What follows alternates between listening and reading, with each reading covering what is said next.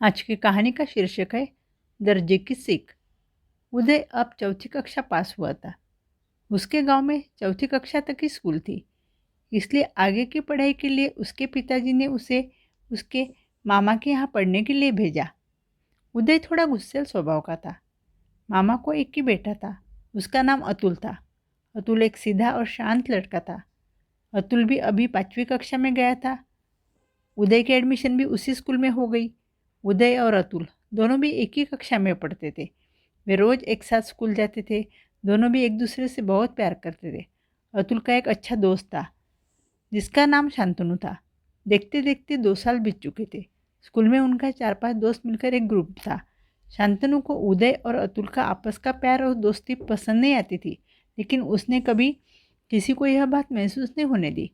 एक दिन अतुल और उदय में बहुत लड़ाई हुई। बात हाथापाई पर उतर आई। दूसरे दिन से उदय बहुत उदास रहने लगा था।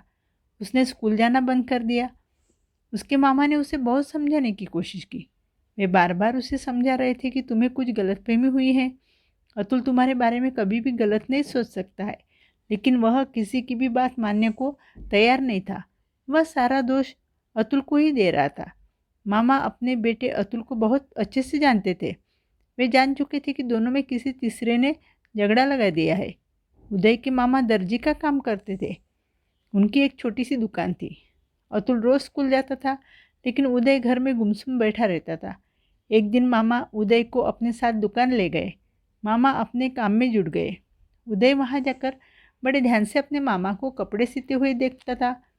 उसने देखा कि उसके मामा कैंची से कपड़े को काटते हैं और काम होने के बाद कैंची को पैर के पास टांग से दबाकर रख देते हैं, फिर सुई से उसको सीते हैं और कपड़ा सीने के बाद सुई को अपने टोपी पर लगा लेते हैं। जब उसने इसी क्रिया को 4-5 बार देखा तो उससे रहा नहीं गया। उसने अपने मामा से कहा कि मैं एक बात आपसे पूछना चाहता हूँ। मामा ने कहा, बोलो, क्या कहना चाहते हो?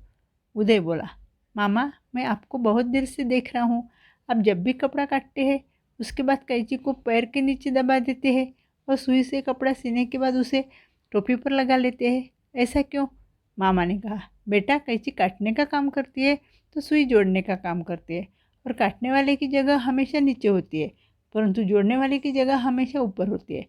यही कारण है कि मैं सुई को टोपी पर लगाता हूँ और कैंची को पैर के नीचे रखता हूँ। जैसे ही मामा की बात खत्म हुई, उसी वक्त उदय से मिलने अतुल और उसका एक दोस्त आया। दोस्त ने उदय से कहा, उदय, तुम्हें शांतनु ने अतुल के बारे में जो भी कुछ बताया था वह सब झूठ था। मैंने अपने कानों से तुम्हारे दोनों की बातें सुनी थी। अतुल ने तुम्हारे बारे में आज तक कभी भी कुछ गलत नहीं कहा। तुमने बिना वजह जाने ही शांतनु के कहने पर भरोसा करके अतुल के साथ लड़ाई की। यह बात सुनकर उदय को अतुल के साथ किए हुए बर्ताव पर अफसोस होने लगा। उसने उसी वक्त अतुल से माफ़ी मांगी। उस दिन से दोनों फिर से पहले जैसे ही प्यार करने लगे। उदय ने अतुल से कहा कि मामा ने बताई हुई बात मुझे अब अच्छे से समझ में आई है कि कैंची काटने का काम करती है तो सुई जोड़ने का काम करती है।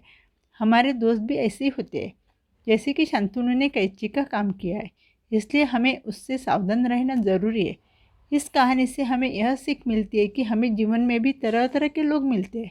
कुछ हमारा अच्छा चाहते हैं तो कुछ हमारा बुरा चाहते हैं। ऐसे में सावधान रहना बहुत ज़रूरी है। अगर आपको आज की कहानी पसंद है तो प्लीज़ लाइक कीजिए, शेयर कीजिए और चैनल को सब्सक्राइब कीजिए।